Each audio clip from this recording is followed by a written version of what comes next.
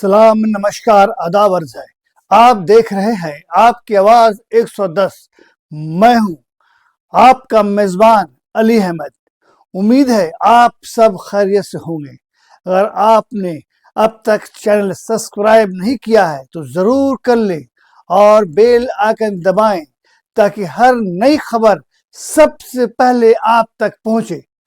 हमारी कोशिश हमेशा यही रहती है कि आपको सच, हक और भरोसेमंद खबर पहुंचाएं। हमारी हौसला अफजाई के लिए वीडियो को लाइक और शेयर जरूर करें।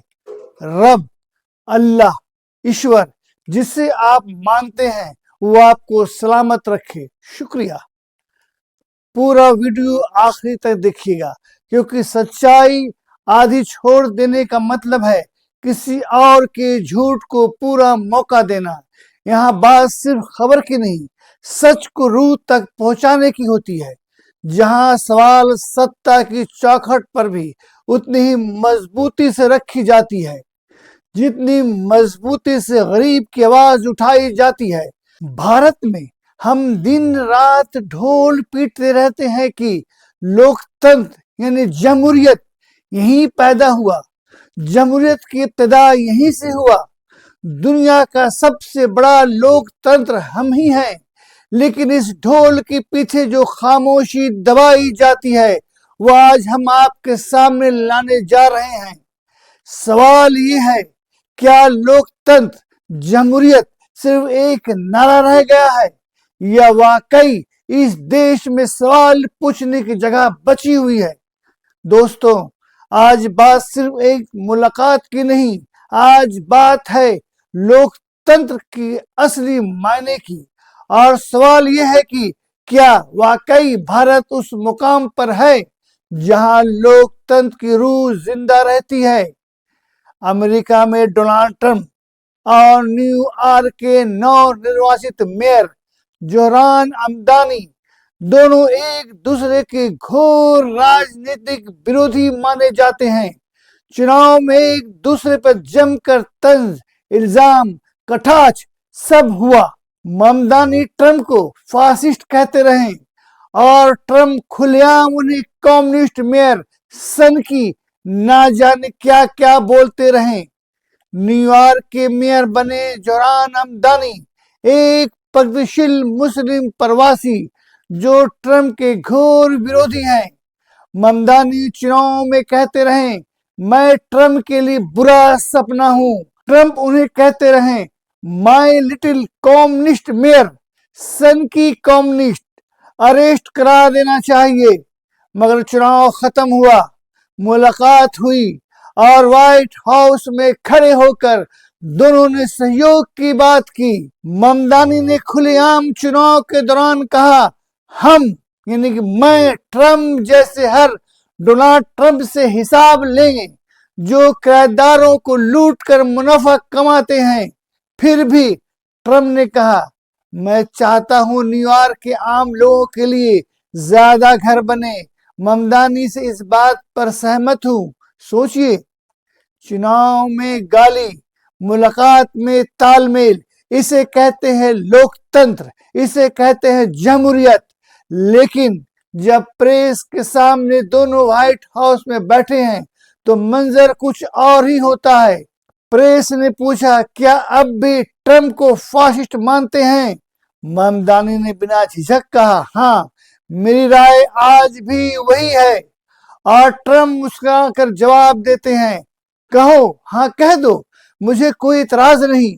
यही है लोकतंत्र का असली ताकत, यही है जमहूरियत की असली ताकत, जहां असहमति भी इज्जत के साथ जिंदा रहती है, जहां विरोध भी संवाद यानी बातचीत के दरवाजे बंद नहीं करता। अमेरिकी प्रेस बिना डर, बिना खौफ दोनों से तीखे सवाल पूछती है और दोनों एक फ्रेम में हर सवाल का जवाब देते नजर आते हैं।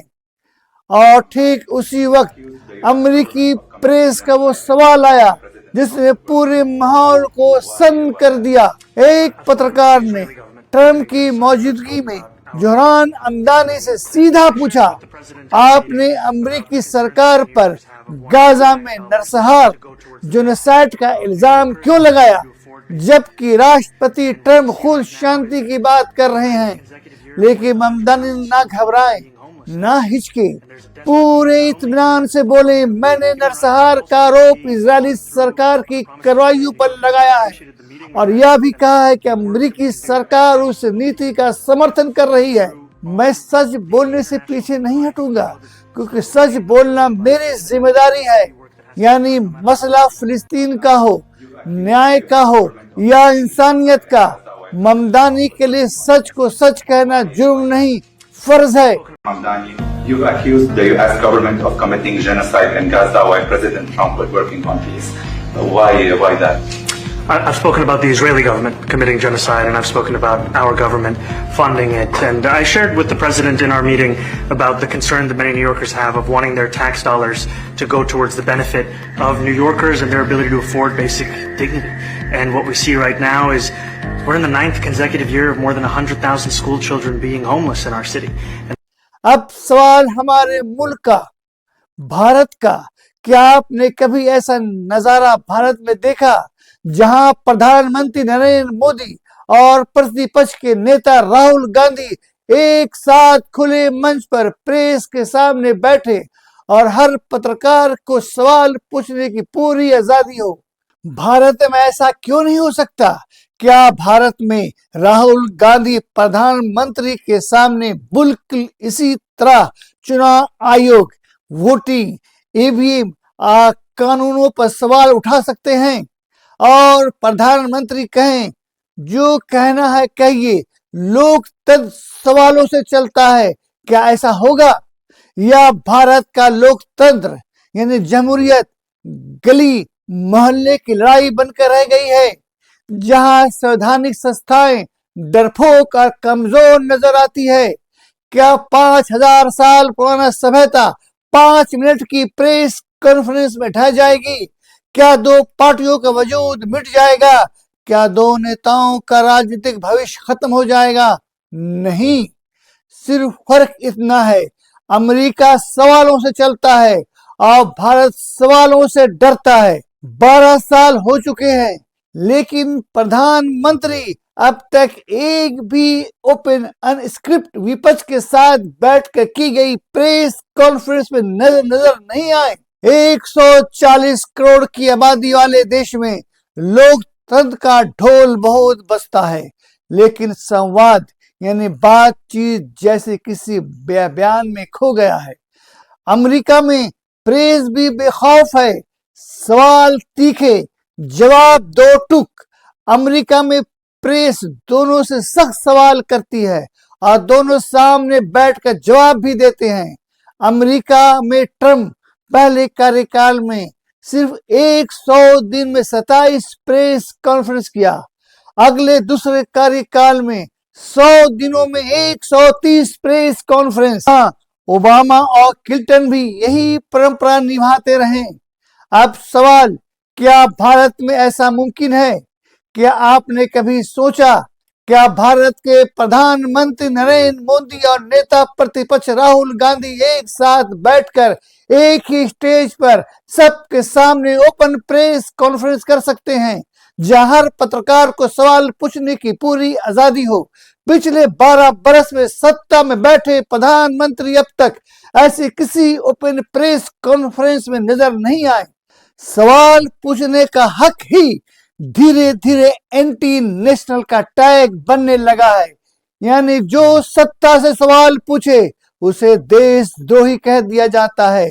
यहाँ तक चुनाव आयोग से लेकर संसद, मेंबर ऑफ पार्लियामेंट तक भारत का चुनाव आयोग जिस पर भरोसा दुनिया करती है, आज उसी आयोग के सामने दर्जनों सवाल मुंह बाए खड़े हैं।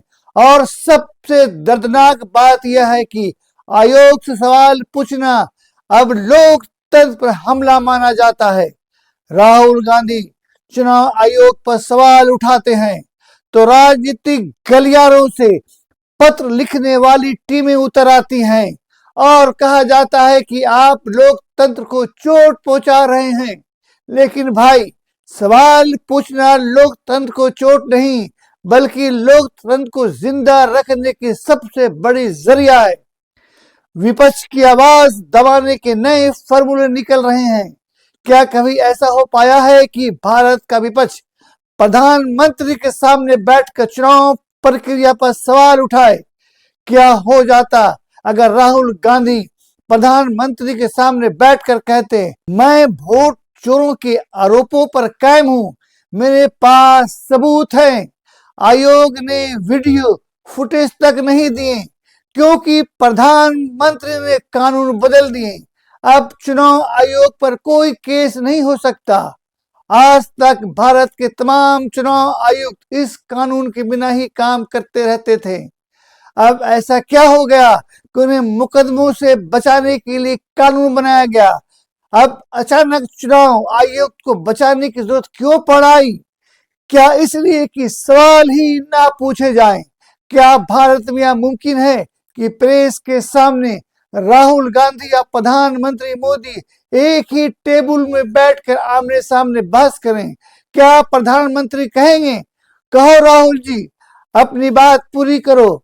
जवाब साफ है, हमने ऐसा सपना देखना ही छोड़ दिया है और जवाब भी उसी वक्त दिया जाए। लोकतंत्र का असली रंग क्या है?